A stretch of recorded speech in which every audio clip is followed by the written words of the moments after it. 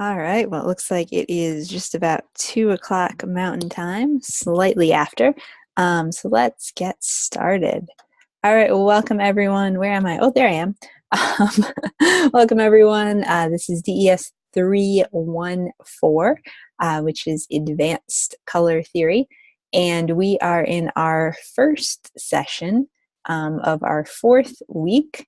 And it's actually going to be even more than our first session. It's actually going to be our first session and our second session, all combined into one delightful 2-hour event.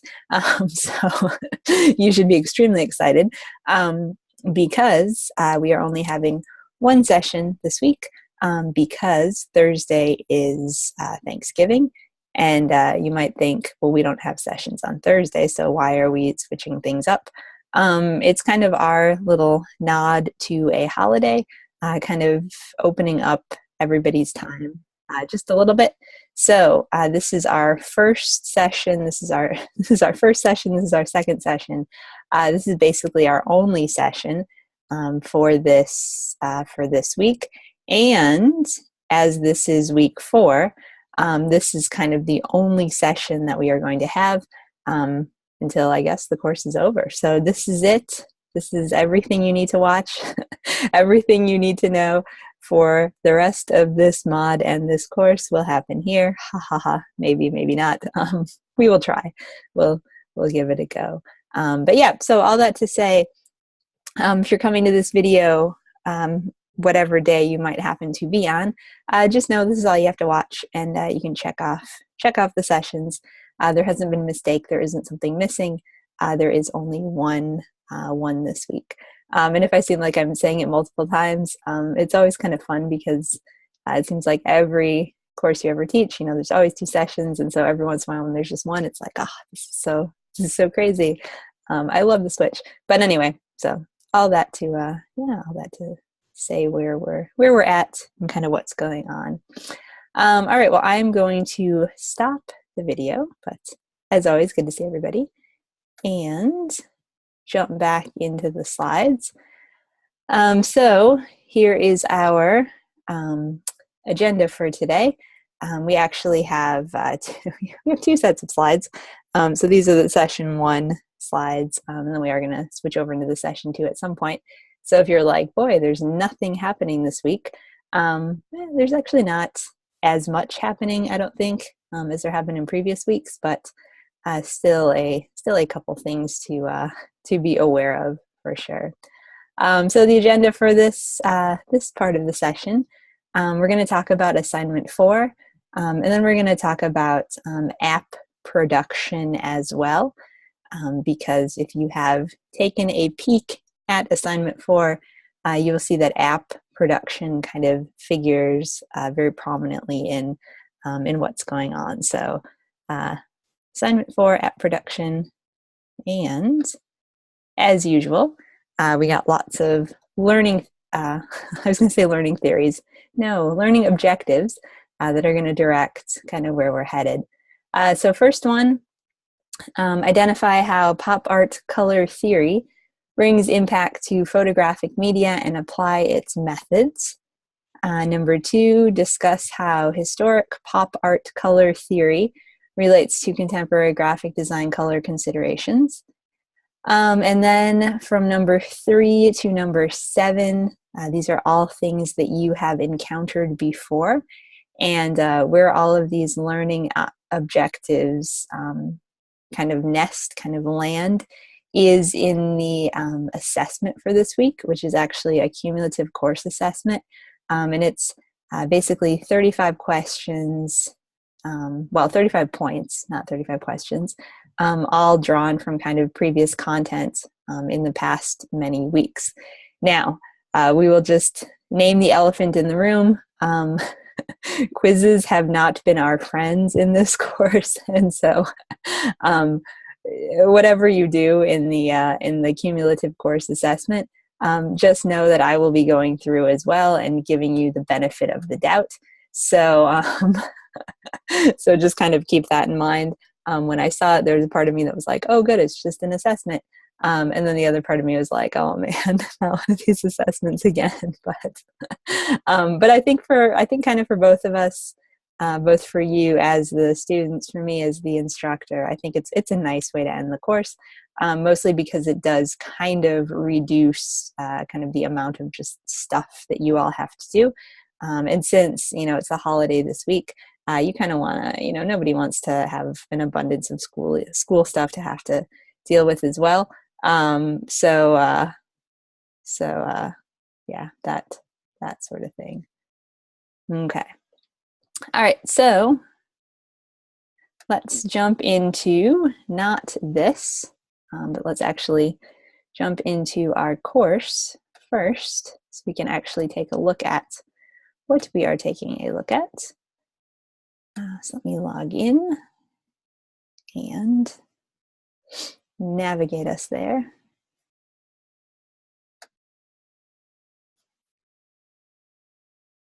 Okay, so as I was reading through the learning objectives, there's probably something that kind of popped out to you, ha ha ha, and that is that kind of the underlying theme of this week is pop art, and it's a really cool kind of era in art history and design history. So there's this really cool video, A Guide to Pop Art. I would recommend, as I always recommend, that you guys watch it, just because it's cool stuff to see how the whole pop art movement really elevated kind of everyday objects. And I think in a lot of ways, pop art was kind of where graphic designers took off a bit. And we as designers, we make commercial things, like that is our reality. But in a lot of ways, pop art took commercial stuff and said, hey, this is actually very artful. And there's not, this huge separation between like what is sacred fine art versus, what is kind of crass commercialism. They can kind of be both. And I think, well, everyone has to kind of choose that for themselves as a designer. But I think for me, I very much, resonate with that we can make beautiful things that are also very functional. And we can, think and create in ways that are artistic, as well as, serving an end user. You don't have to kind of sacrifice one for the other. So it's kind of cool that in pop art, they kind of embrace that as well. So, oops. Apparently it wants me to do something. But yeah, so all that to say, watch the video because it's pretty cool. And it will kind of get you thinking in a couple important ways to kind of keep on track or get you started for this week. All right, so let's not go through discussions yet. One thing I'm going to highlight, mostly because this is the thing I believe in very strongly, of everyone should do to get the points, as well as to give your input, and that is the career integration quiz. So please, please, please make time for this. This is 15 points. These are the easiest points that you will ever receive, most likely, because all you really have to do is just reflect on how this course has been. And you can be 100% negative if you want to, and you'll still get the points. You can just say whatever you would like. But it is a chance, for you to think back about what has happened over the last 4 weeks and what you have enjoyed and what you haven't enjoyed. And, just kind of take that kind of pause, and think, and process, which admittedly we don't have time for a lot in this every 4 weeks we change type environment. So really take this opportunity to check in and also to get the 15 points, which are a good thing on lots of fronts. Okay, so career integration, everybody take the pact to complete it. All right, so let's go to the assignments next. All right, so for the assignment this week, let's see, does anybody but you see that? Yes, the curriculum directors all see the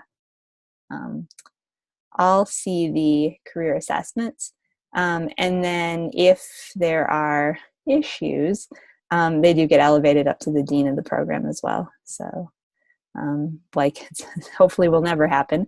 But if there was something like this instructor was terrible because they were, using profanity and uh, I don't know what they were doing, but belittling the students and whatever, that would be immediately elevated, and um, that person would not be here anymore. So yeah, so I mean, it's serious, and so I mean, it's good to kind of just keep a gauge of what's going on. Let's see, it was the material, not you. Good. I try. Okay, so, but I will say too, to that point, I think it is very helpful too when when you guys give your feedback too about what I'm doing.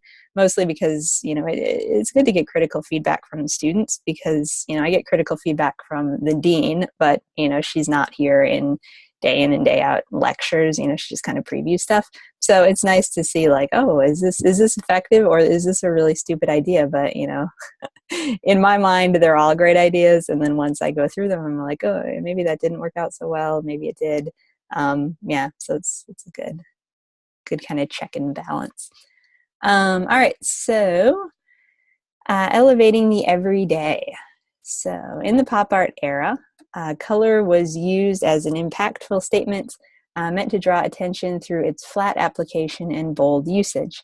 Rather than mimic reality, pop artists used color to distort, distill, and flatten reality into an almost machine-made aesthetic. In addition, in the pop art era, greater emphasis was placed on creating art in more mechanical ways, such as through photography and photographic manipulations. And it's super cool. I don't know if this is mentioned in the video or not.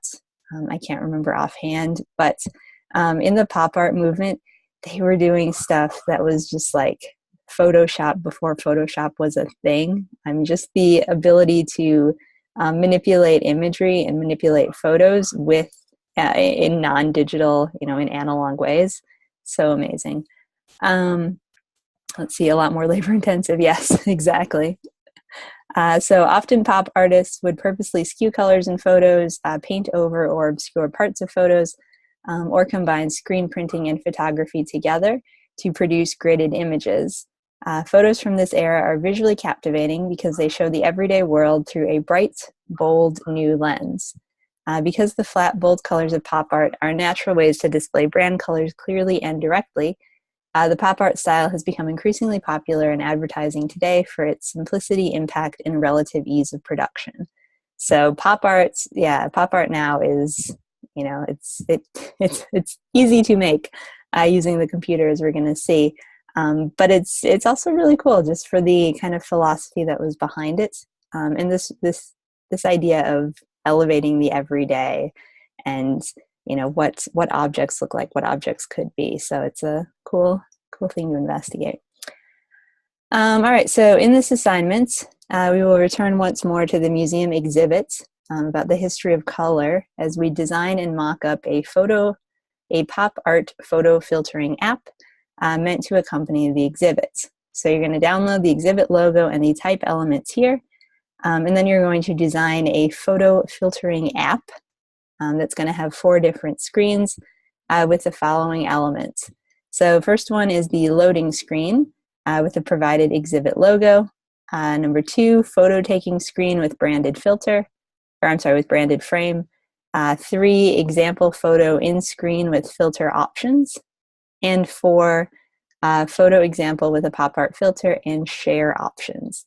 So you'll need to create all navigational elements and also consider the user flow through the app itself. Look at popular photo sharing apps for inspiration and consider which color combinations for each filter would most represent contemporary culture today. And then here's where it gets, everybody should take a deep breath here, because it says design an app. What it really means is design screens for an app. So kind of just doing the most basic kind of front-end mock-up design. So we're not writing code. This is non-functioning, essentially. So you're going to design your app in Photoshop with each screen on its own artboard. And after you've designed your flat files, mock them up into one of the app screen mockups available in Adobe CC Marketplace, or or wherever high quality mockups are found. mostly because I feel like this course too has said go to the marketplace, and the marketplace is bare. It's a barren marketplace. But yeah, so just mock it up into something. Okay, so basically, one more thing here. Choose the strongest piece or pieces from this course. So whether you feel like it's going to be this, which it is this for a lot of students, but it could be something else. And then add it to your Behance portfolio sites. A minimum of one piece is required. So 10 points are that you put something into Behance. And then email the link to it/them to your FPA, and also CC your instructor. So if you do not know who your FPA is, just let me know, and I can get you in touch with that. A lot of you are in luck because I'm your FPA, so it's easy, but that's okay. Kind of do two in one. All right, so basically what you are doing is going to be, making essentially the screens, the front screens, kind of the front end of a photo, kind of a photo filtering, photo manipulation type app.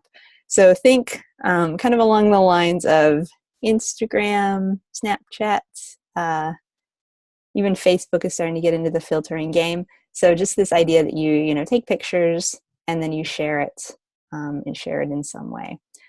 So we are going to talk about why this is a good idea and why companies are increasingly doing this. But I will acknowledge that since we just read the assignment, everybody's minds are probably thinking more about the assignment than they are about why we would do this. So what we're going to do before we talk about why we would do this is we're actually going to just take a look at a couple examples from previous classes. So kind of how other people have done this, and just kind of give you guys a little like heads up of what exactly we're talking about here. So everybody's going to get, this is Color a History, and it has these colored bars. We will download when we do the demo, but so everybody's going to get this thing. This is like, this is, somebody made this and gave it to you if you were the working designer. So you can see here's,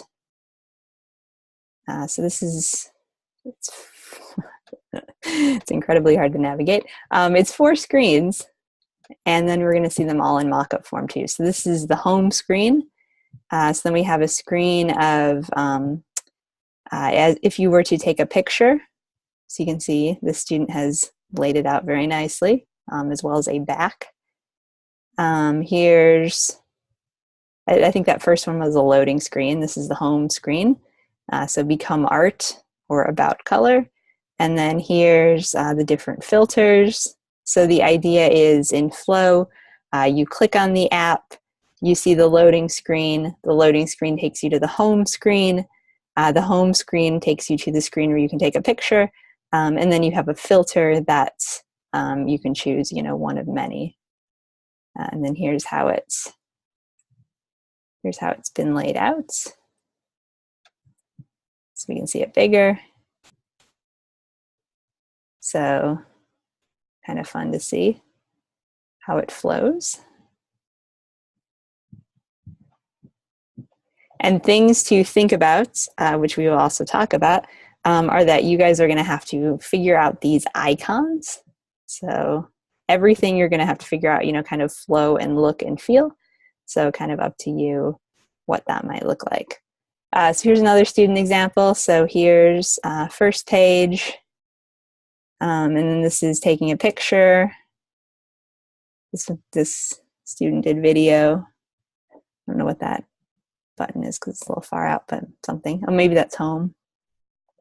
Capture image, learn about color. And then here's the same picture with the options of filtering. So the idea is you snap the picture and then all the filters jump up and then you choose which filter you'd like. And so here's, this filter has been used. So you guys are going to get to essentially make these filters. But basically what that means is you're going to take the photo and kind of apply different colors to it as though it were being filtered in different ways, and then put those at the bottom. So, and then here it is in mock-up. Somebody's holding it, taking the sunflower, filtering it up. And I apologize, they're big files and they're kind of blinky. Here's another one, color a history, loading screen. Please take a photo. You can see this one has like the little watermark in the corner, so kind of cool to figure out how or if you want to integrate that. Interesting little camera guy.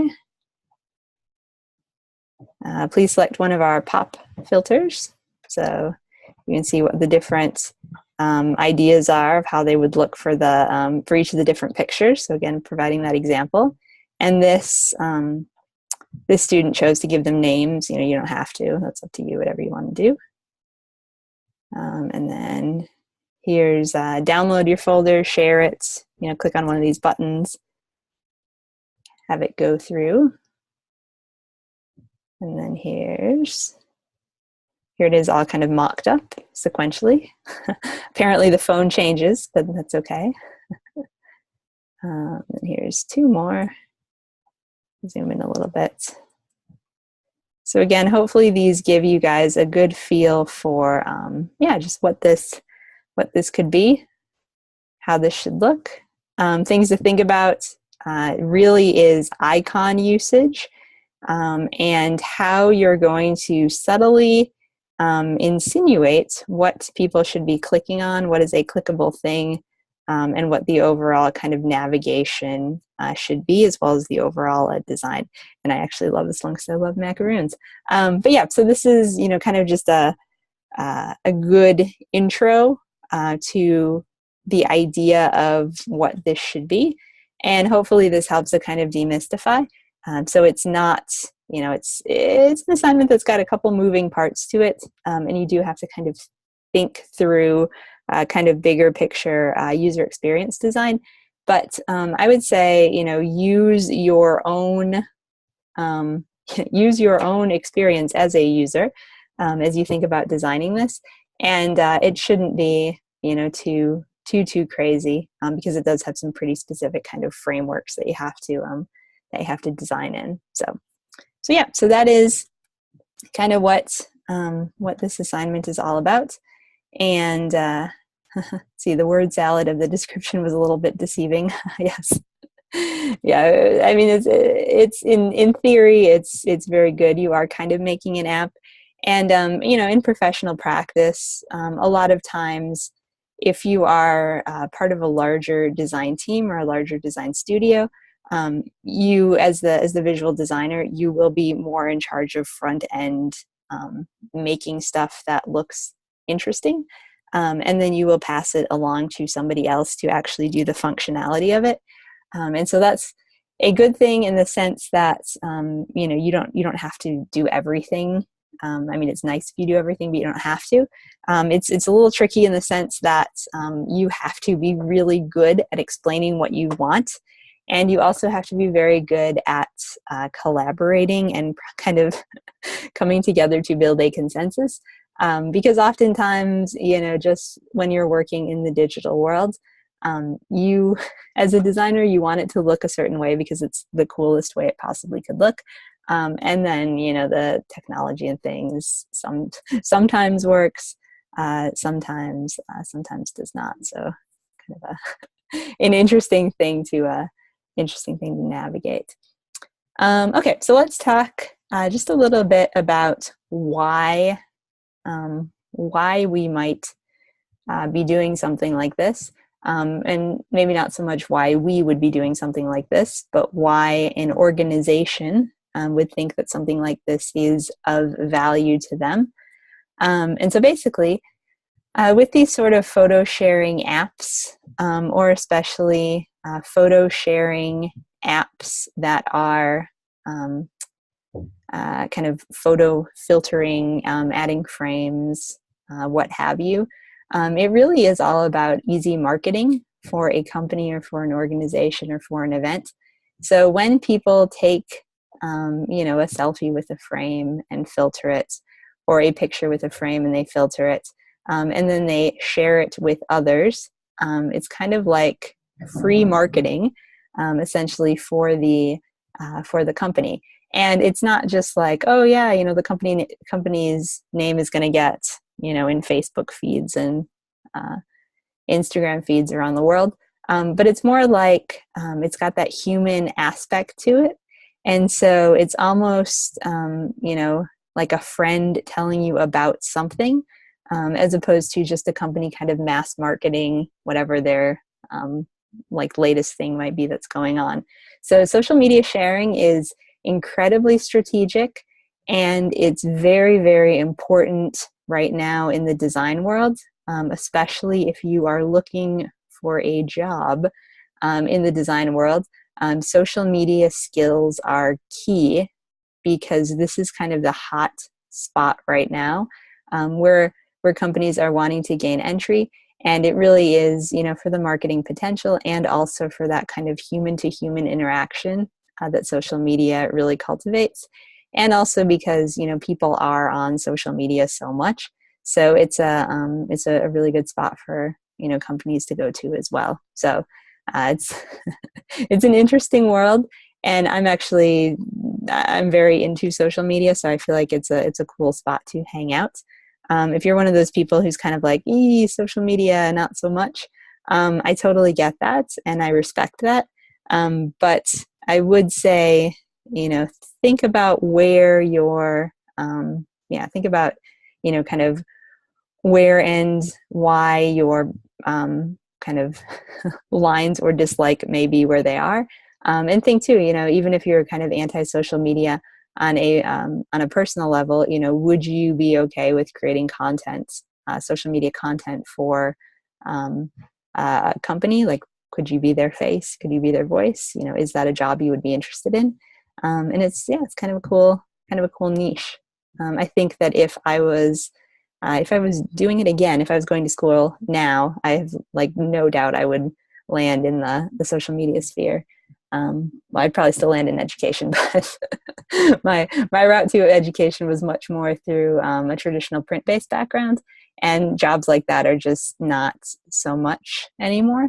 And so you have to kind of figure out, what's your new niche that you can be part of. So, all right, so social media sharing, easy marketing, and it is something that's extremely relevant to us.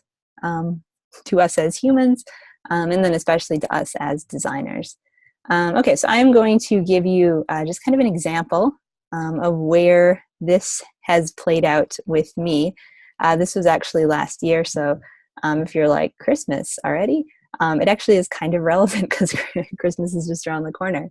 But basically, last year, my church had this whole photo sharing and connect kind of app that they encouraged everybody to download. And I thought it was really cool, and I thought it was really nicely designed. And I thought it was really good because it was such a simple thing.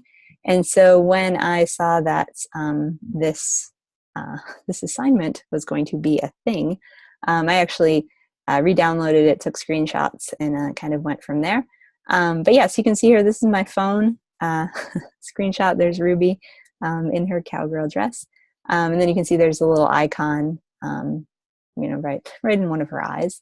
But what's happening here? So you can see just a little bit how the flow happens. And this is, you guys probably have used these, so you're like, whatever. But I'll just walk us through so we're all on the same page. So here's the app. You click on it, and then there's a loading screen that's going to give you, a home screen that's going to give you a series of different options of things you can do. I think that when you're designing interfaces, especially for kind of mobile devices, ideally, you really want to stay simple. So you want to just use big, bold type, with good contrast. You want to use simple icons. This isn't the time to, unless you're doing something like a logo, to show off your hand lettering skills or your deep love of grunge or anything like that. That kind of everything plays out in a way that's very easy to understand, easy to manage, and you kind of know exactly where to go. So here you can see just super simple stuff. So next screen is going to be, oh, apparently next screen does not exist. Oh, there it is. Okay, so next screen, when you click capture, you can see here is, it gives you this little filter of like where, what do you want to take a picture of? And I was trying to take a picture out the window, which clearly parking lot. Yes, why would anyone not want to do that? But yes, you can just see basically what I was trying to show is they put the little branded element in the corner. They put a little hashtag for what it was going to be, which is Willow Christmas. And these are all just very tiny, yet very strategic little details, because these allow the image, when it hits the world of social media, when it goes to kind of live on its own, to have some sort of like calling card as to where it came from.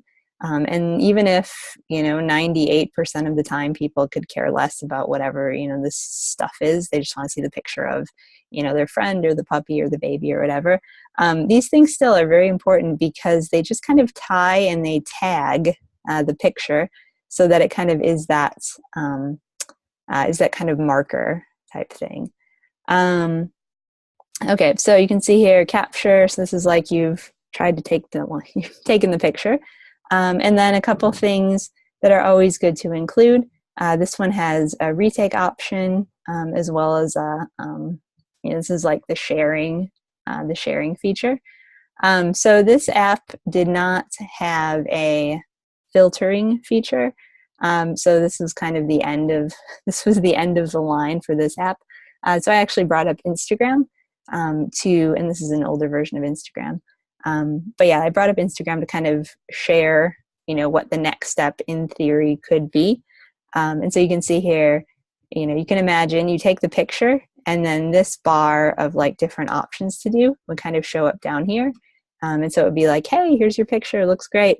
But wouldn't it look even better if you clicked on, whatever, one of these things themselves. So you can imagine, I don't think I have any, this is really the end of the line. But yeah, so then you can imagine, what the picture would look like with the different filters and, kind of what it's, how it might come together, and then, what the share options are and such. So things to emphasize, though, is really simplicity. Like you don't want to have 50 choices, even filters. I feel like if you're an Instagram user, I feel like they even have too many because it's like nobody wants that many choices. We just want like easy done. But yeah, so I mean, just things you can see, things you almost don't have to think about as you're using them, because they just kind of flow so naturally and so seamlessly. And then always thinking about too how you can kind of guide your user through what they should be doing. So just little stuff like this is incredibly important. So the back, little back arrow, or even the word back with a little arrow, these are all just good kind of sense, kind of wayfinding sense making tools that get built into the interface itself. And it just helps because you don't want a user to get to this step and have no idea what they should be doing. Or you don't want them to get to this step and realize, hey, I actually don't like what I did. I want to go back, and like, does that require that they stop the app and start over? Like, what's the, what's kind of the plan for that? So you always want to, give these little signposts. It's like having an exit sign in a physical building, how people can kind of move through and check out what's going on. So. All right, so let's see. I really don't want to have a picture of the parking lot exactly. Once you take the picture, yeah, you suddenly say, yeah, I don't think this was actually a good idea. So what are you going to do? You're going to hit the back button and go through that. Okay, so that is the first part of this session. And we're going to transition now into the second part of the session, which is going to be a little bit more of the nuts and bolts of kind of how you think about designing these things. And then also we're going to do some demoing, and we're going to talk about easy ways to actually take a photo and turn it into something that is pop arty, because that will be an important thing for you guys to do for this assignment. So as much as you love, well, as much as you may love, since I love it, kind of hazy Instagram filters or shiny things or whatever, we really want to stick somewhat within kind of a pop art feel for what we're doing to our images, to just kind of, keep that true to the assignment brief. Okay, so don't have to read those again. But when you're making apps, as I said before, kind of the key thing to remember is really this idea of simplicity. And a lot of it actually does hinge on icons, because the icons are just those little bits and pieces of information that just help you kind of move through whatever it is that you're making. They kind of give your audience a little bit of a heads up, like this is what to look for, this is what to do, that sort of thing. So I think we actually live in a time where it's really a nice time to be a designer. And it's actually a really nice time to be doing things that are screen-based that require icons. And the reason that it's all such a nice thing is that we have been in this whole digital era for a while, probably, I would say close to 20 years. Maybe not widespread acceptance for 20 years, but certainly 10-ish years. A lot of people have been using kind of mobile technology, smartphones, iPads, whatever. And so people are starting to be very comfortable and confident looking at tiny pictures of stuff and kind of knowing what it does and how it should, how it should function and all of that. For example, I'm just actually looking at my Zoom, like menu bar at the top, which you guys probably don't have. But like there's this box with a little down arrow to it, and like underneath it, it says save. But I'm so programmed that when I see like a down arrow in like a cloud or a down arrow in a box or whatever, like I don't have to think, gee, I wonder what that's all about. Does that mean it's going to like rain or something? No, I mean, I know that that's how I download, it's how I save something. So we are very comfortable communicating in this visual language. In general, people are very comfortable communicating in this visual language. And so it means that you as a designer, it means you have to be comfortable. But it also means that it kind of makes your job easier in many ways, because you don't have to be teaching people, how to, what this means. You can kind of take for granted that people will be able to kind of guess what it means. And so it's just a nice, it's a nice perk to designing, when your audience is already kind of, kind of a convert anyway. Let's see, my husband is always joking how we've gone back to hieroglyphics. He hates emojis. I'm always sending them to him. Yes. Yes. Yeah. I think it's so interesting. And I'm very fascinated by how people use emojis to, especially do, like have deep conversations and, sprinkle emojis in, and, kind of the tie between design, culture, emotion, what that whole part is. So there's, yeah, we don't have time to read. I mean, I think we don't have time to read, and in a lot of ways, like I think just seeing things, yeah, you have that instant connection with something that's visual, whereas with a word, your brain just has to decode it in a certain way. But it's like visual shorthand, but it is taking us right back to the Egyptians, hieroglyphics and such. Very interesting. Okay, but anyway, I love this topic though. So icons, basically an icon is a small picture or a symbol that serves as an intuitive representation of the content of a website. And let's see, because of their condensed size and versatility, icons are a simple, effective way to transmit information in abbreviated pictorial form to the user. So again, abbreviated picture, simple, effective, transmitting information, kind of you see it and and you kind of go from there. So All right, so we're not going to look at this again since we just saw this very easily or very recently. You can see here again, just super simple, just the ways that these icons kind of navigate you through the piece. And in a lot of ways, you know, when you first use icons, it is good to have like a word next to it, so you can kind of teach your audience kind of what to do.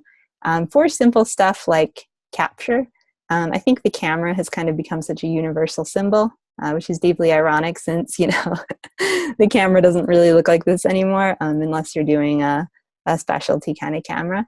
But yes, I mean, however you decide to pair kind of words and symbols is really up to you and kind of the overall design aesthetic as well. So at least it's not a Polaroid. Yes.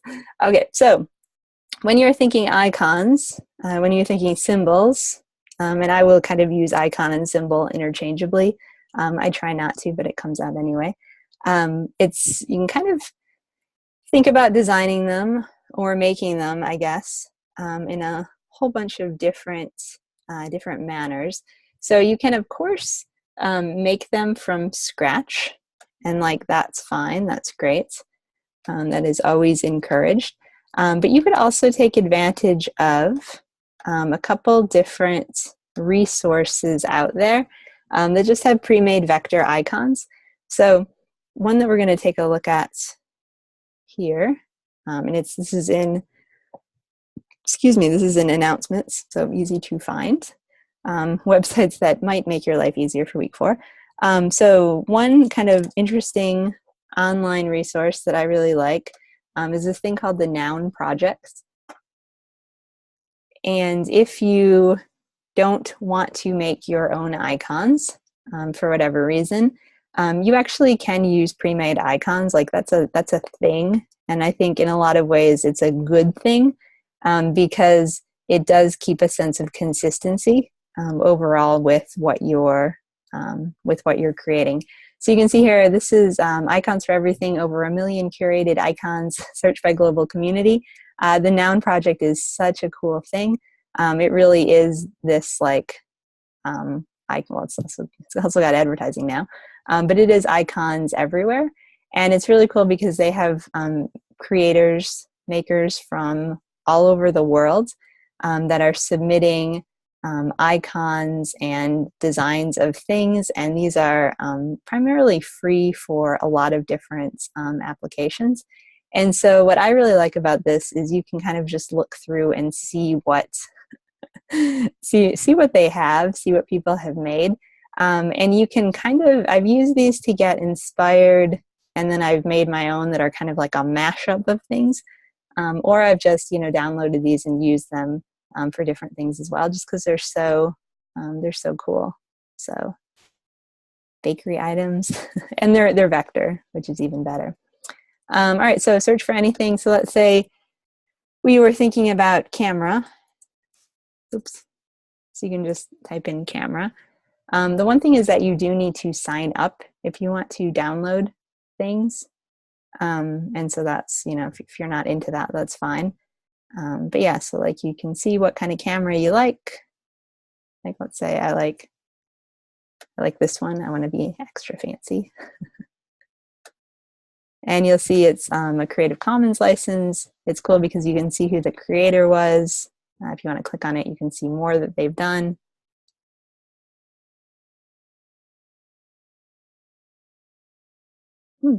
Lots of flags. Interesting. Yes, let's go back to what we had. And then you just click on download. And we want to do the SVG.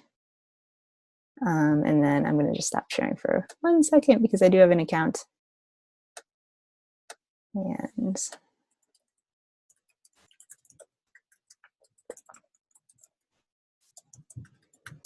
And the other thing you could do is, oops.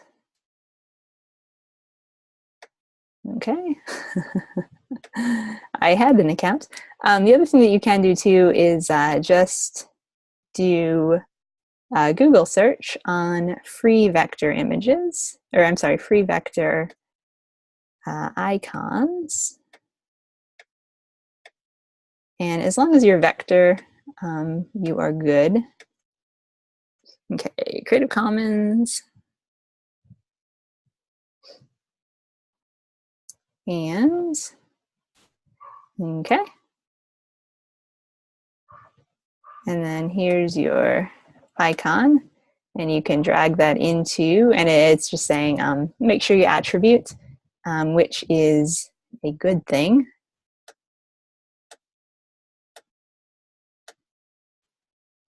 And here is your icon, and because it's an SVG, it's a vector, so you can kind of use that if you would like. So, moral of the story is icons, kind of wherever you want to find them or make them.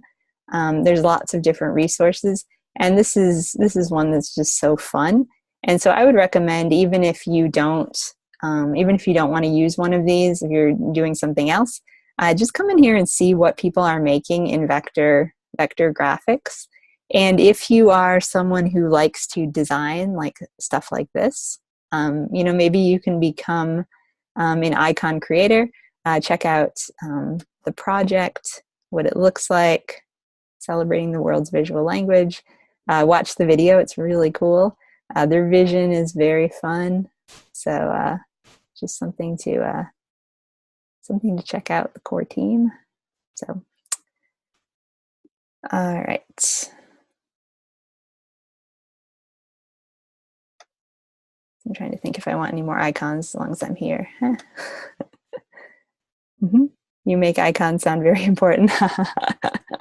Exactly. Yeah. I mean, it's fun to see. It's fun to see, and then just kind of see what this world is. See what this world is all about.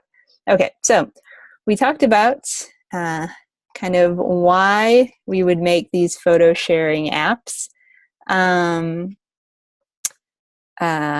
Why we would kind of how we should conceptualize, kind of how we should think about the flow and overall what's going on.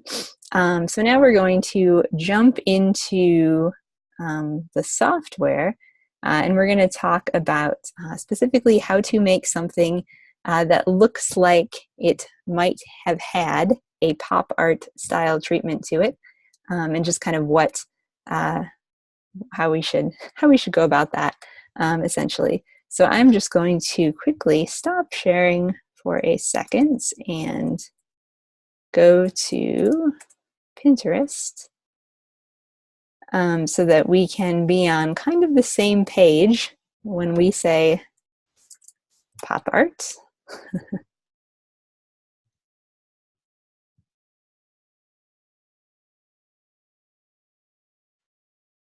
And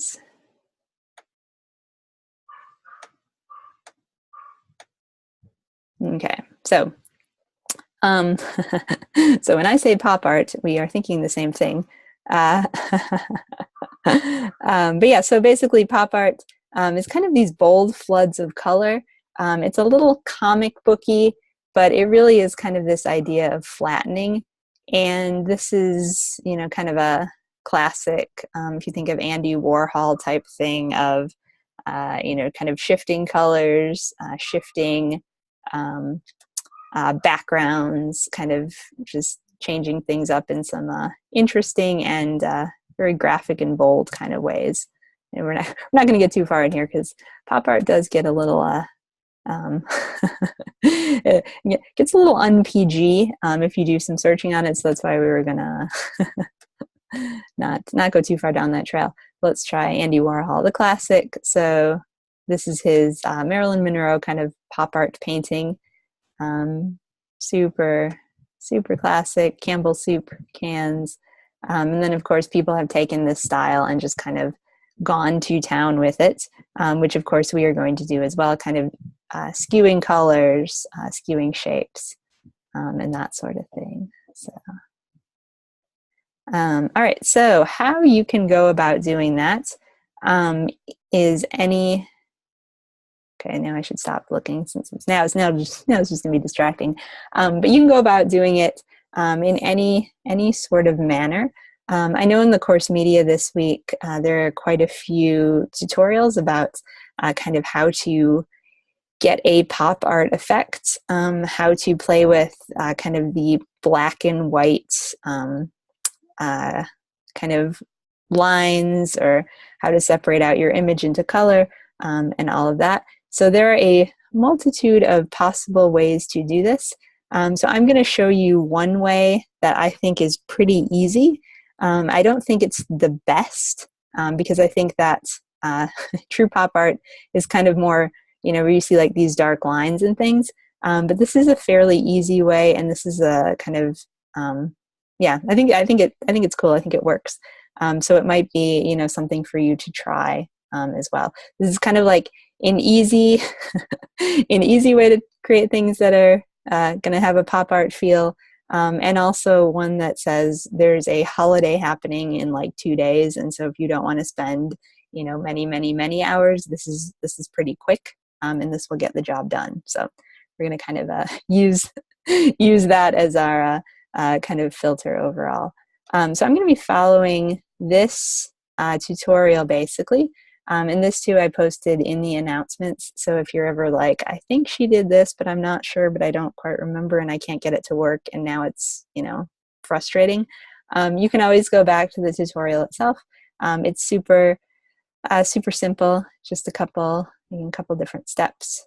And we're going to go through all of them as well. So they're turning this picture of Marilyn into kind of a pop art feel. I'm going to be turning a picture of Ruby into a pop art feel, so same difference overall. Okay, so first thing we're going to do is open up Illustrator, and if you're like if you're kind of thinking like, wait, why are we doing this again? The reason that we are doing this, as far as kind of filtering and why this might be a good idea, is because for your app, you are going to need to show at least one photo with a filter applied, and then you're going to need to have 2 examples. Well, you're going to need to have at least one example of a second filter. Excuse me, of how the picture would look if somebody pushed the second button, as opposed to the first one. So you're going to need to figure out how to make something, and then drop this into your mock-up. Okay, so we're going to close this down. There she is in her in her wonderful sense of mystery. Let's see, I'm not going to save that. Here I am getting pop arted up. Oh, there I am large. Okay, so basically this all depends on using your swatches, and also doing the image trace. So I'm going to create a new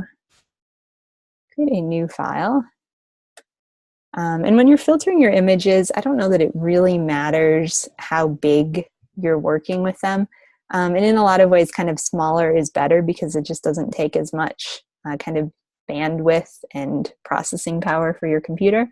So I would recommend that you just kind of practice and play around a little bit with this. And then once you feel like you have something that is good, like once you've got the kind of steps, kind of muscle memory built up, then you can, see what size would be optimal for when you start putting this into Photoshop. So we're just going to do the pictures right now. Okay, so I'm going to first bring Ruby in to Illustrator. I'm just going to drag and drop her. And actually, we could probably even use her right here. Okay, so I've noticed through my explorations that images that are really dark tend to not work quite as well in this process. So if you notice, when I first switched over to her face was kind of cut out and dark. I actually don't really mind, because I think it adds to kind of the arty appeal. But I would say that whatever picture you're choosing to kind of try out with this filter, you do want to just, try a couple perhaps, and just see how the colors in the image, as far as the lights and darks, impact kind of how the colors map to give it kind of a pop art feel. So just something to keep in mind. Okay, so we're going to open up our swatches panel first. And what we're going to look for is, I'm actually going to come here, and this is like as simple as it gets. Art history, there's something that says pop art. And this is, I pulled this up through my swatches menu. So it's just down in the lower left-hand corner. So click on it, art history, pop art if you want to. And then what I would recommend doing is just pulling out like 4 colors and just dragging them into your regular swatches panel. Mostly because what we're going to be doing is we're going to be doing an image trace, but we're going to be limiting the colors to only kind of only the ones that we want to. And so it's just, I find it's easier to navigate if you put them into your swatches panel. So pick some colors. I'm going to do pink, yellow, and in the assignment brief, I think it says like use colors that you think would represent culture today, because pop art colors represented culture back then. So I mean, whatever that means to you, you can pull them out of here. I think that's fine. But whatever you're feeling. Okay, so we have our swatches. So we're going to next come to our image trace. So file, or pull from your discussion post. Yeah, exactly. Okay, file, image trace. We just want to select our image. And you'll notice I had my advanced feature open. If you guys haven't played around a lot with image trace recently, I would say, you know, open this all and just see all the different options that are coming in, because you can create fills, you can create strokes. This method is really cool if you want to have like cutout patterns. So basically it's very fragmented. Or do you want something that kind of overlaps with like stacked paths?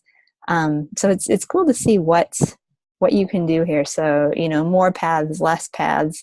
So it's all about how it's tracing and how many anchor points and kind of the complexity that it's making.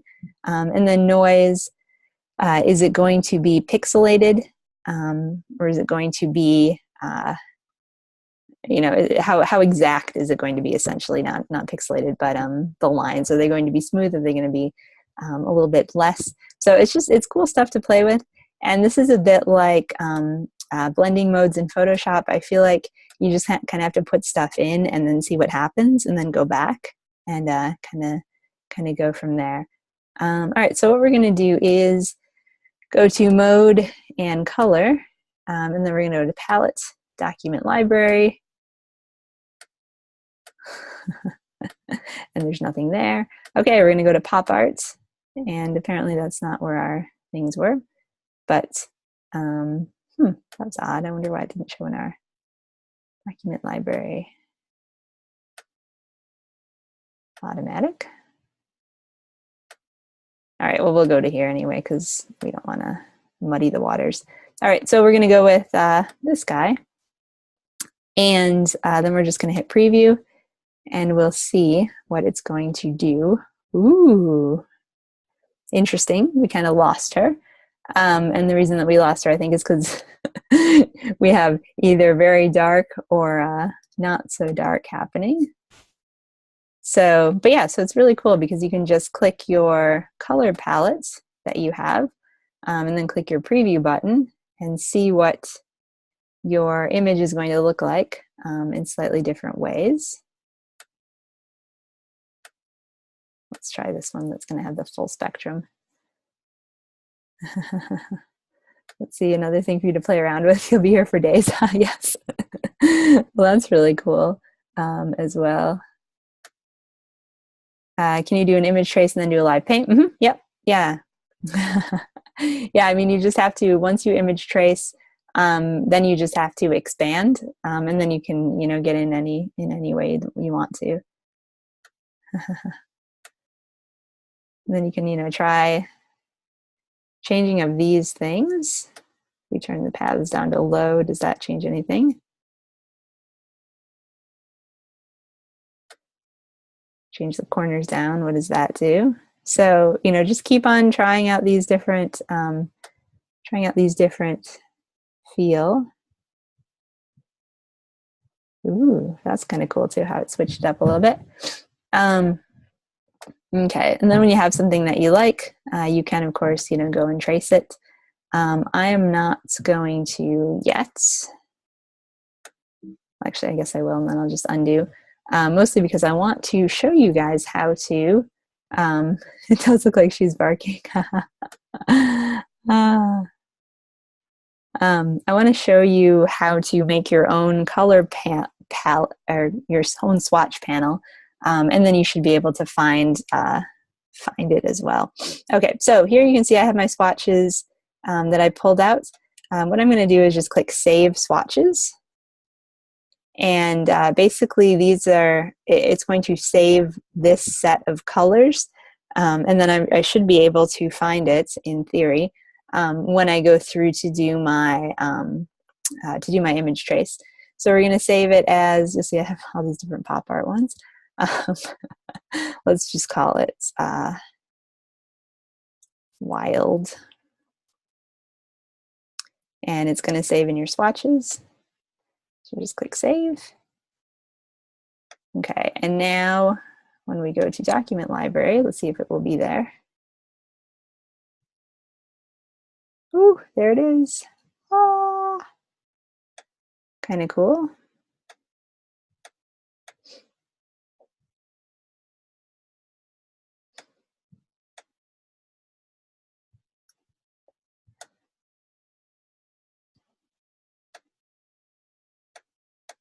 There it is.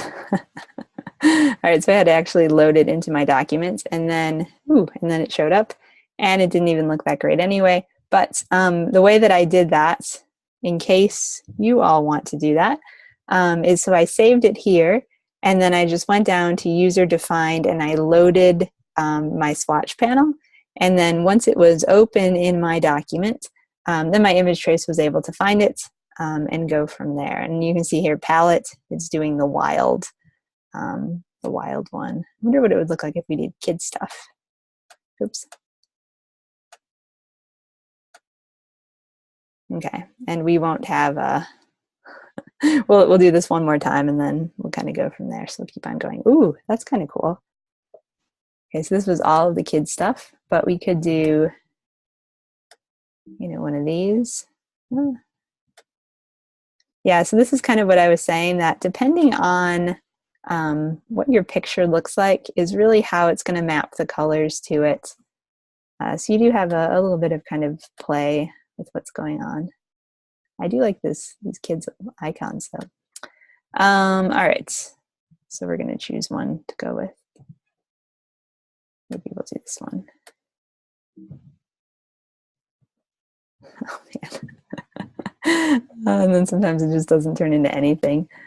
So we'll just go back to all of them.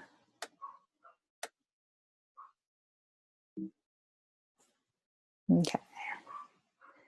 Yes, there's a comment that came in the chat box that I always have the misconception that designers know exactly what will happen, but it's like all art, experimental.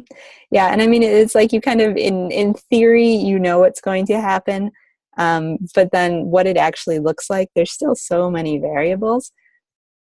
And I think in a lot of ways, that's kind of what makes it exciting, because you never know quite what's going to occur.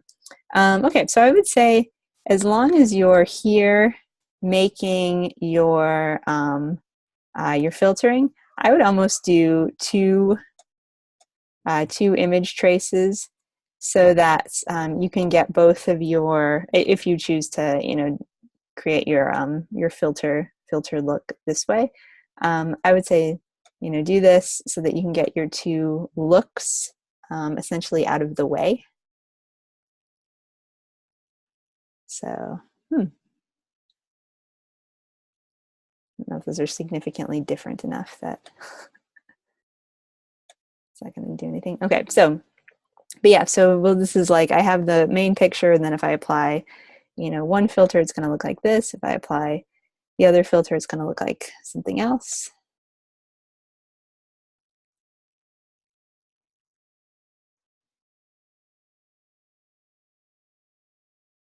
that's kind of cool. Much less much less bright, but we'll go with it.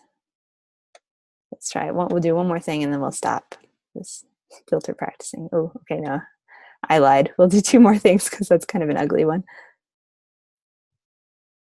That's cool. All right, we'll stick with that one. Yeah, suddenly got very artsy very quickly. But for the sake of, yeah, famous last words, just one more. Yeah, for the sake of moving things forward, we'll stick with this one. Okay, so I'm going to just quickly save this. And like I said, this is, I'm going to just name this images with filters. And the only reason I'm really saving this, well, a good reason I'm saving this, is because in case something happens, it crashes, whatever, I don't want to lose what I've just done. So I want to kind of keep this in a good spot. All right, so next thing we're going to do is jump into Photoshop, and we are going to create something that looks a bit like this. So you can see here is here's something that's already completed. I'm going to show you how to kind of put together each of these steps. So first thing we better do, which I just remembered as I look at this, is grab our logo and just background, our stuff that we need for this assignment. And that would be found here. Download the exhibit logo and type elements. So here it is. So basically, here's the logo, and then here are the different fonts that were used in it. So if you want to, you don't have to, looks like a spelling error.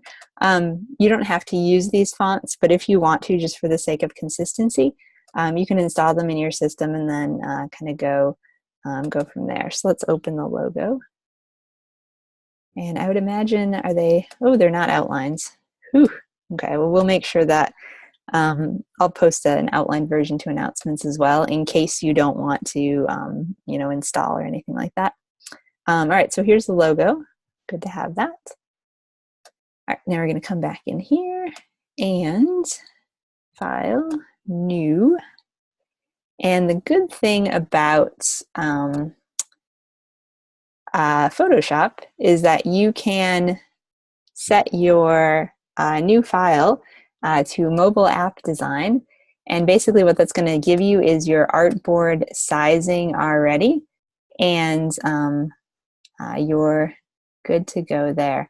So you can see here, you can set it for whatever you want to, really. I mean, don't set it for a watch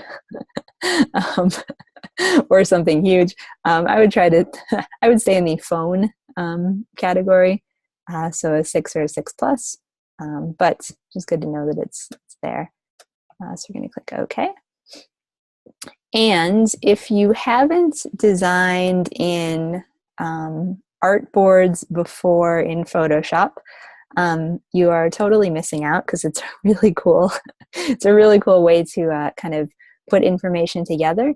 And especially if you are designing something like multiple screens of an app or even of kind of like a website progression or something, it's just really handy to have because you can see everything next to each other and it doesn't require you to keep on changing tabs or anything like that. So basically what you do is, so you have your first artboard. I would say it's just like making new layers. You can make new artboards.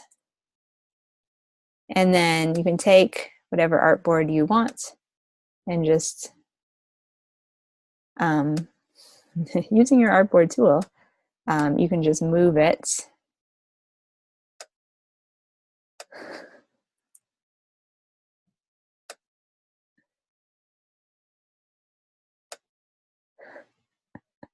Oh man, it never ceases to happen that, okay, here it is.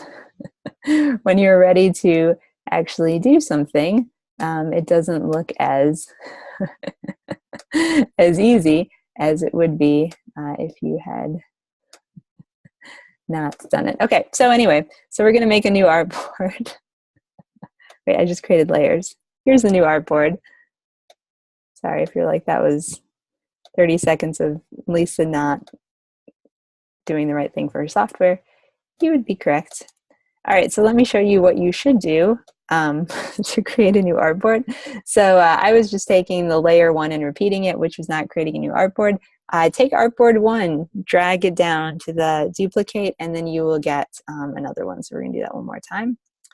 And then you can move it over because it's been copied, and you can move it over using your move tool. So a good practice is going to be just to label each of these. Home screen. Let's we can label this one photo capture. And this is just so you can, I'll actually call this one photo filter, so you can keep yourself organized. Photo capture. And kind of go from there. All right, so this is where you get to kind of think of what would be a logical progression, kind of a logical flow for what's going to happen. So home screen, what will people need to do from your home screen? They will need to kind of navigate through what they're going to be doing. So here, you know, learn about color, capture color. That was the language I made up for this. But yeah, so basically on the home screen, you just need to have the choice to take a picture. And if you want to do a learn about more, you know, that's a good thing too. You don't have to actually make those screens. You can just kind of hint at it. All right, so that's going to be first one. So when you're designing buttons, when you think about it, you do want to kind of decide if you want the design of your button to be kind of in a rounded style, in which case you would put kind of a gradient on it, or if you want it to be a very kind of flat style, in which case, you know, it would just be that, it would be kind of flat. So it used to be that buttons were always designed with a gradient on them, and with kind of like a shadowy type thing, so that they almost looked like they were 3D. And the reason that was because then people would say, oh, look, it's an actual thing, like it has like spatial quality to it. So it would give the clue to like push it. We've become advanced now so that we don't have, well, a lot of times designers are designing in a very flat way. So they get rid of gradients, they get rid of shadows, they get rid of anything that kind of gives the connotation of it's an actual 3D thing. And they kind of say, well, it's a flat screen, so we're just going to design in a flat way. Either way is fine. You just have to kind of choose what you want and whatever you feel like works the best for what you're doing.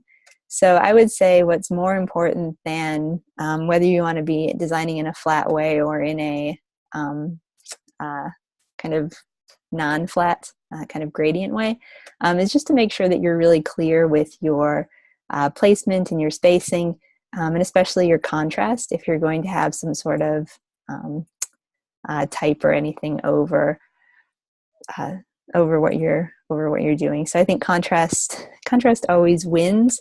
But when it's a discussion of like, well, should it have this, should it have that, should it have rounded edges, it could have whatever you want to. It just has to be clear to the end user what it is that you're supposed to do with that element. So I'm actually going to go a little bit rogue, and I'm going to put my button up here, and then I'm going to maybe put my logo in the lower section. And again, like there's no right or wrong how you should be doing this. It's kind of whatever you feel like you want to do. So I'm just going to copy this from Illustrator and just paste it directly into Photoshop to work with it that way. And I think I can paste it as pixels. Okay, so this is the logo. You can transform it if you would like. You noticed in the examples that quite a few people were like taking these lines and zipping them up higher and, you know, turning it into more of a full screen thing. It's all completely up to you. You can't, don't distort it. So don't, pull it in some manner. But you can feel pretty free with it as far as how you kind of want to interpret it, and that's fine. Okay, and then we're gonna move this guy here. This button is really ugly, and I think it's in kind of in a not great spot, but we'll keep it there for right now. Maybe you even want to, consider the size of what you're going to make. Do you even need a button? Could you just do, let's grab our camera. Oops, did I close it?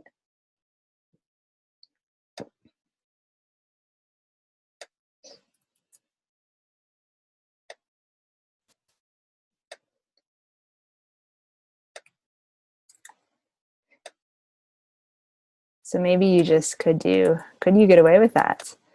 Does that have any meaning? I don't know. This is stuff that you're designing and kind of ask yourself, would people know to press there, or would they think that it's, going to turn their screen into a camera? You need some sort of text. Okay, so you guys get the picture. So think about, your overall user experience, your flow, capture color.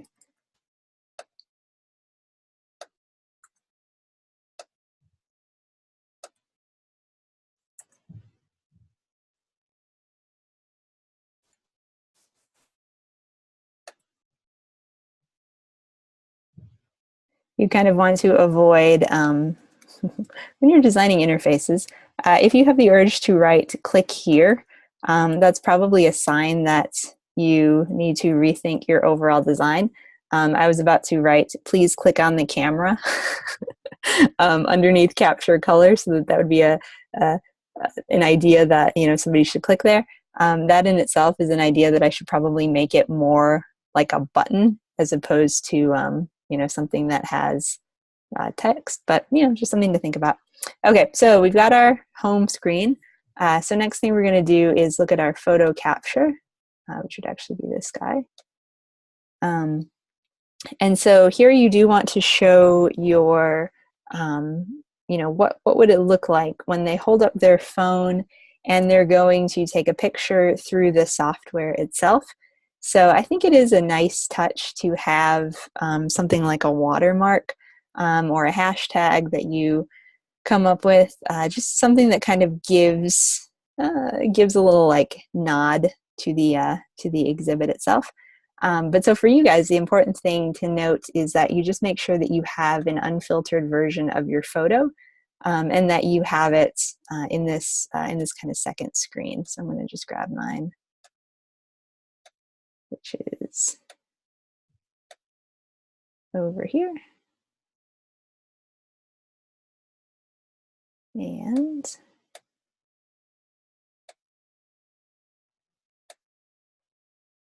oh, look at how cute she looks. I'd say she looks remarkably cuter than any of the filtering that I did to her, but that's okay. She's a good sport. Okay, so think about what your, think about, again, what's the look and feel going to be of this piece. I know there was one of the examples that I showed you that had like the rule of thirds essentially on it. So kind of the crosshairs coming in and, kind of seeing how you could kind of situate, how you could navigate, how you could overall do the placement of the image. So maybe you want to do that. Maybe you just want to have, the picture itself, whatever.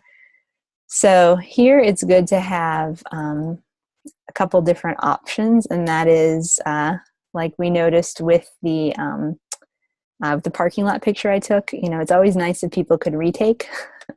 So I'm going to just bring this over, and you'll notice that I dragged capture color onto the photo capture artboard, and it naturally jumps it back up, which is pretty cool. Take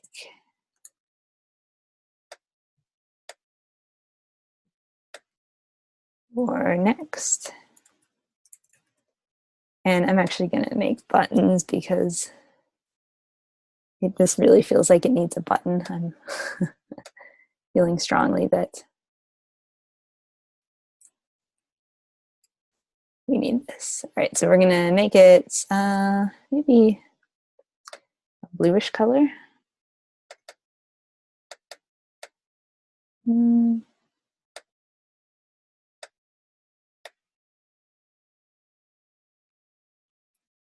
Okay, and then, you know, if you want to do something a little bit cool, I'm gonna do an outer glow. Just give it a hint of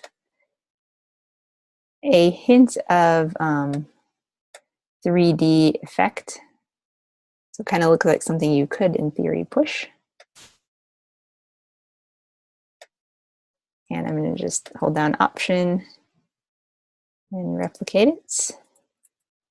And I'm going to turn it a different color. So if it's going to be next, it's going to be green.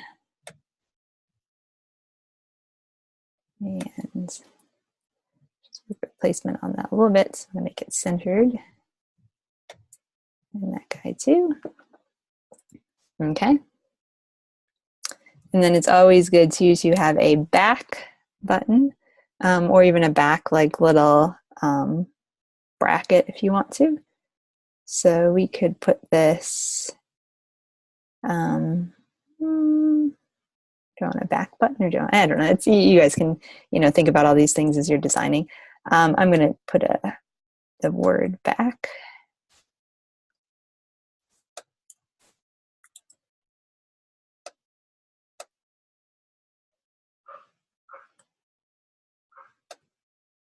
And this. Okay, and then as you're designing, you know, think about how you're gonna line things up, what that's all gonna look like. Use your guides. I like it. Okay. All right, so once you have your photo in place, so it's like, you know, somebody's taken it, you know, you can imagine you're gonna hit the next button, and then what's going to show up is this idea of all the different filters in the different pieces. So I'm gonna just grab Ruby, bring her over here, make sure she's in roughly the same spot she was in the other piece. And this is where we're going to drop the filter in. So it's going to give the example of as though it's been filtered in some different way. So we got to get our image with filters. Grab her, copy, and paste. And we're just going to make it the same size roughly, so I'm just going to drop guides since that would be easier.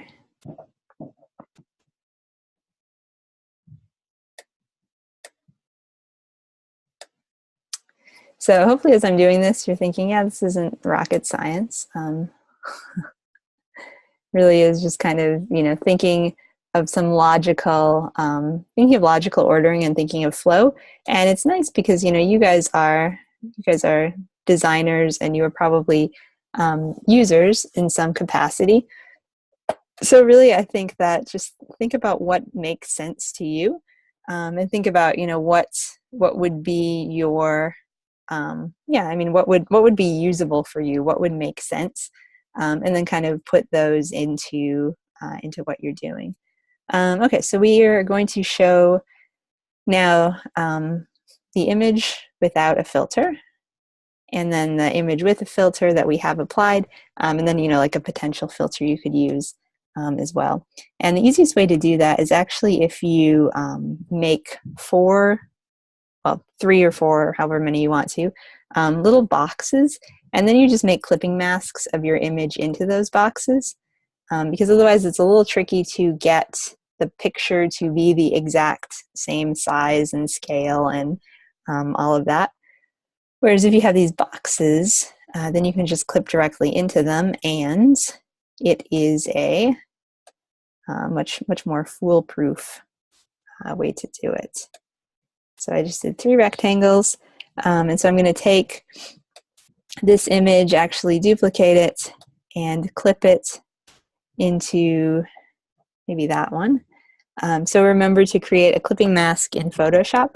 What you're going to do is just hold down you're going to put what you want to clip into the shape above the shape that you want to clip it in, and then hold down your Option key. And then when you see your cursor shift from a hand to a little shape with a bendy arrow, just click once and it will be clipped into your shape. And then you probably will have to resize it since the shape is a smaller thing. So there's that one. Then we're going to grab our second option and paste it in. And this one is going to be clipped to this rectangle, yeah. So again, just put it on top, hold down Option, click, and then move it around. And because my image is so abstracted, it's kind of easy to get it in the right spot because you can't really see it anyway. If you had a less abstracted image, it would also be quite easy to get in the right spot because then you could actually see the image itself, but it's all kind of whatever you have. Okay, so we're going to also take one of the regular unfiltered photos and put that in as well. So we're going to clip the regular filter, or I'm sorry, the regular photo to the first rectangle. So you'll see I just dragged mine so that it would go there, but it went to the wrong one. So you're just going to grab it, and if that happens to you, just grab it and pull it around, and then Option, click, and then bring it in.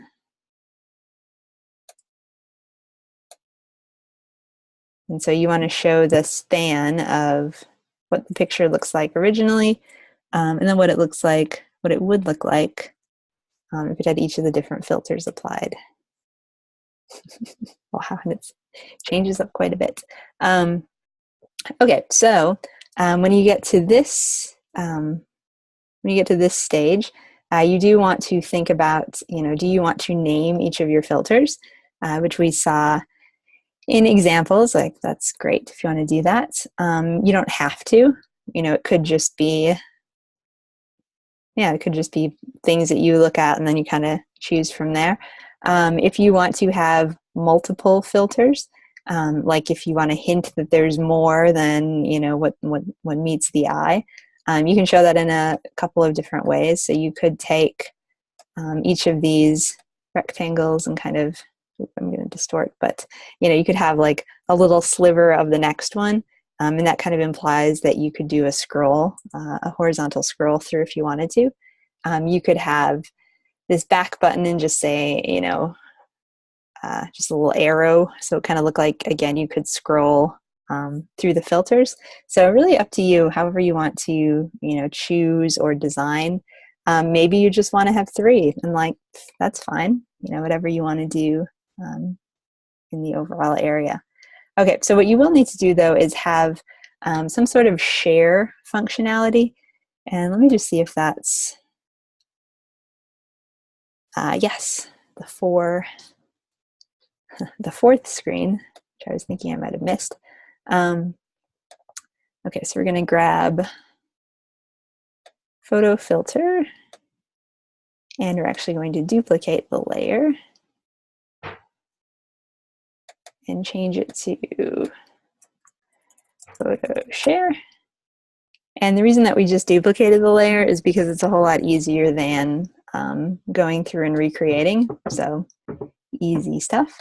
So in photo filter, we are going to have something that says next. And we're going to grab the back and just drag it over. Next. And then we're going to get rid of, oops, photo share. And we're going to get rid of all of these guys. Oops, everything except the picture, which is over here. And this is where we would have the different options. So I'm going to grab, oops, I'm not going to grab that. I'm going to grab my next button, which is on the photo capture. And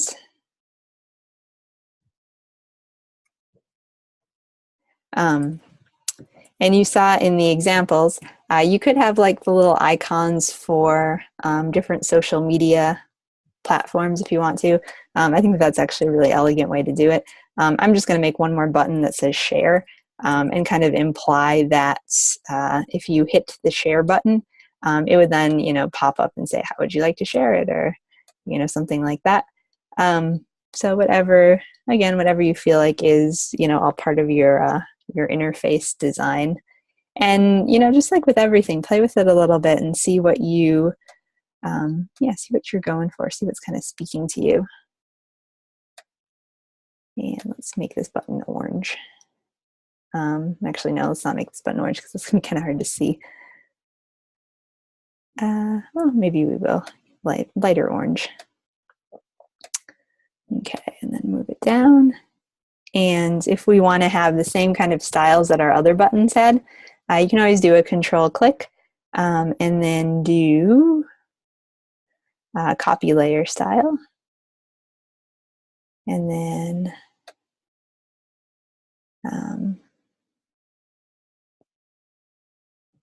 here it is. Is that it? Wait, that's not it. There it is. And then do paste layer style. We'll kind of add it to there. I like it. Okay, so you can always get your back button too. That'd probably be a good thing, but so we're starting to get a little close on time, so we won't go through as much. But yeah, so overall, not too crazy. Just 4 screens, and things to keep in mind are really overall flow and what makes sense. I don't think a lot of mine makes that much sense, so don't do what I did because, do what I did, but then take the time to mindfully think about what would be a good actual flow for these things. I think my capture color at the top doesn't make sense, but that's all something that, we would shift through and we would kind of play with and keep on moving forward if we had a bit of time. So yeah, not as difficult as I thought. Yeah, no, it's not very difficult.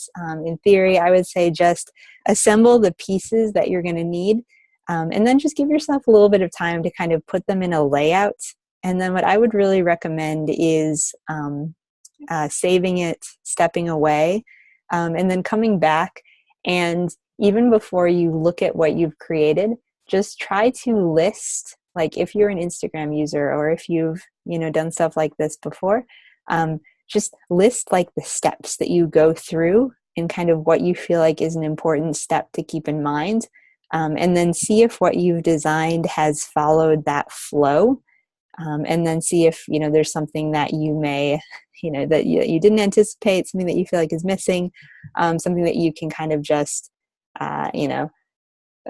put in a way that makes sense. And even, if you want to share this with, a friend or family member, it'd be kind of cool to see what other people's ideas are about what you've created and what might be going on. So, okay, so once you have this all kind of done, last thing that we're going to talk about is overall creating a mock-up for this. So as we looked at in a past time where we were doing mock-ups, you can go here to Adobe Marketplace, search assets,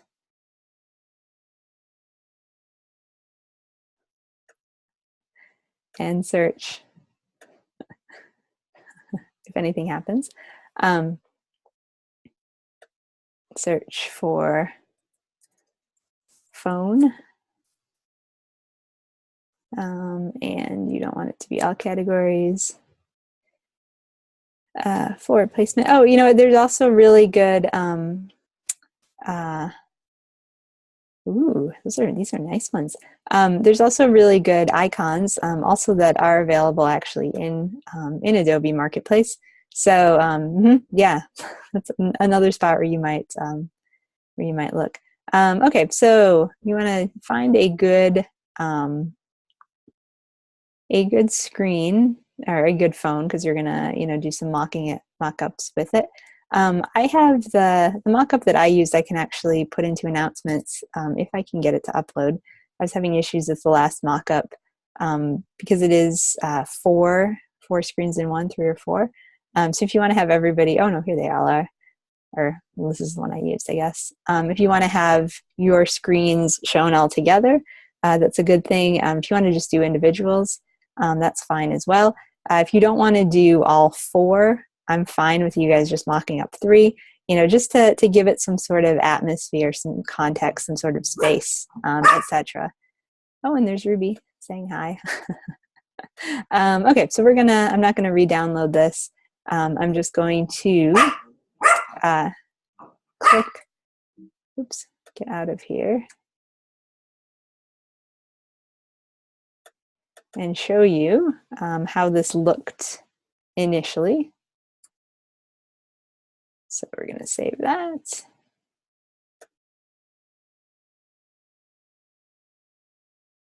And jump up. So if you do something like this, remember what we're going to look for when we open up our mockup is always go through the little folders and click the down arrow and see kind of what's involved with them. And there will generally be one that says click to edit. And so like this guy here says click to edit. Hey, look, there's a picture on it. That's so cool. Okay, so click the edit, so just double click on it. And then this is where you want to drop your screens into. Now, it's a little tricky when you have your screens that you have created as to how you are going to actually pull them over. I think it makes the most sense, but you have to be very, very, very careful about this. If you take your screen and you just flatten it, so select the top layer, select the bottom layer, Command E will flatten it, and then you take that and you drag it over into your, oops, I guess I flattened the wrong layer, but that's okay, into your mock-up itself. I say you have to do this very carefully because you don't want to accidentally flatten your file and then save it and not have all of your layers to get back into. So flatten with caution. But the reason that, let's see, can't you just create PDFs? You could do that as well, or you could do JPEGs and then bring it in. I just feel like it's easier. Well, it's whatever works for you. I feel like for me, it's easier to work all together. So whatever your system is. The other thing you could do too is just bring over, okay, so we drop this in. I'm just going to hit save. So it goes through. You could also just select all your layers and pull them in. So that would work as well. So center, click to edit again. It's going to come through here. Oops, that's her.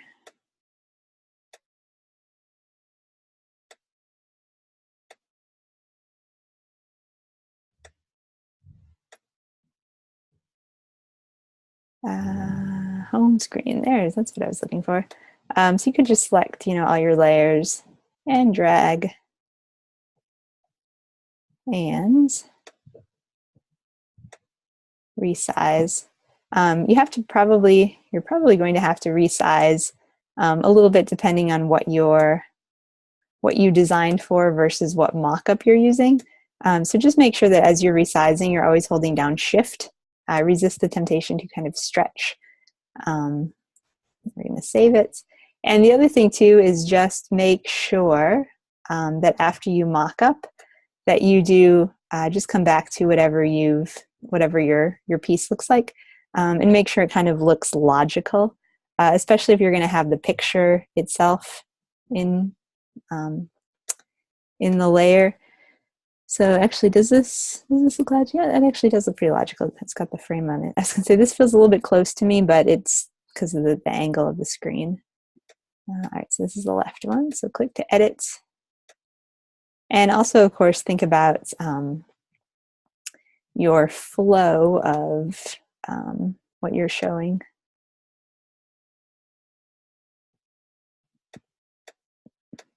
Okay, so this one. And the sky, drag it over, and resize it. Get rid of the image that I already have there. That actually is not, oh, I think I'm missing the back button or the next button. Yeah. So yeah, that actually works pretty good, but not quite. Okay, and then save. And see how it looks. Yeah, that's working pretty good. Okay, so I think I would probably put the, well, this is all just shuffling now, but I'd probably put the filter first, like I did in the example that I had, because then it kind of makes more sense. But again, just dropping it in is fine. So magic of mockups. Always make sure that you're finding the layer that says something like click to edit or put your image here, or just something like that. And then find that, and that's where you put your stuff, your picture, your text, whatever. So a couple other things to keep in mind. Like I said, you don't have to do one with multiple phones in one mockup. You can do a single. As we saw that student example, it's like one person holding a thing. I'm actually okay if it's just one screen that you're showing me, as long as I can see the flat also happening in a certain spot. So kind of keep that in mind. All right, so what you are going to turn in when this is all said and done is that you are going to save your document as a PDF and turn that in. And I'm going to guess that you're probably going to have multiple PDFs that you might need to assemble together, or you might have, so if you want to zip them, that's fine. If you want to just turn in multiples, that's fine as well.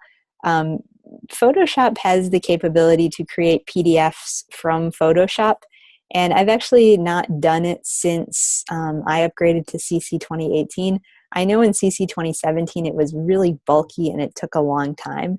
So if you can only submit JPEGs or something, like that's fine as well. There's no file lock that it has to be a certain thing. So kind of give me whatever you are able to give me. Don't give me your PSD, but do save that, because you always want to save your native, but just kind of turn that in as well. And then make sure upload to your Behance site so that you can have a record of what you have created, since it's probably going to be pretty cool. And make sure that you are notifying me as well as your FPA. And like I said, if you don't know who that is, let me know, and I can try to connect you with them as well. All right. Well, I think that just about brings us to the end of things. I think we will kind of call it a day and get out a little bit early. Couple things to note. I did, if you are our FPA, do you want the link in the comments or do you want an email? You can do the comments. Yeah, that's fine. I did, makes sense to have it all in one place. Yes, exactly. Especially week 4 when everything's a little bit crazy, and then introduce the holiday. It's like, whew, there's going to be a lot of moving parts. I did go through and I graded everything from week 3. I did just want to say, like, I wish we could have done show and tell. I guess we can do it now, but the posters you guys turned in, those were so fabulous, and the writing was amazing. Like, everybody who turned in anything for assignment 3, just pat yourselves on the back. Like, it was so good. And I loved every single one that I was looking at, and you guys are extremely thoughtful, and just your use of color and what you're putting together is pretty fabulous. So I would say to all of you, take those posters that you've created and mock them up into some sort of setting, and then put that in your portfolio as well. Just because there's like these really, like, there's these, most of them are kind of these gritty, oh, no problem, these gritty art pieces that really felt so cool. And yeah, it was really good work. So bravo to all of you And definitely think about how you can put those, like I said, into your portfolio as something, and even what it could turn into something bigger. All right, so make sure you check your grade. Remember, you need at least a 60% to pass the course. So whatever you can do to kind of nudge at least to that number, ideally bump it up to a 70, and then you're good. But anything over 60 is a good start to kind of aim for. All right, well, thanks guys for a great course overall. If you have any questions about anything, like I said, with the assignment, if the assessment is acting kind of crazy, just feel free to let me know. I am probably not going to be available on Thursday, but the other days I'm, essentially here. So I hope that, that you can have questions or anything answered. Or if you want even some feedback kind of in process, if you send it to me on, Saturday, probably I won't get to it, but, a couple of days before, if you want to say, hey, this is what I'm doing, what do you think? Definitely go for it. I would be happy to take that as well. All right. Well, thanks all, and happy Thanksgiving. And yeah. Your computer is dumb. Oh man. Then save your work a lot, because I've noticed recently that my computer's gotten very slow, and I think it's the saving and backing up. It's this is your public service announcement. Make sure it's that time of the year as well. All right, well, take care, everyone, and thanks so much. And have a great rest of the week and rest of the mod. All right, see you guys.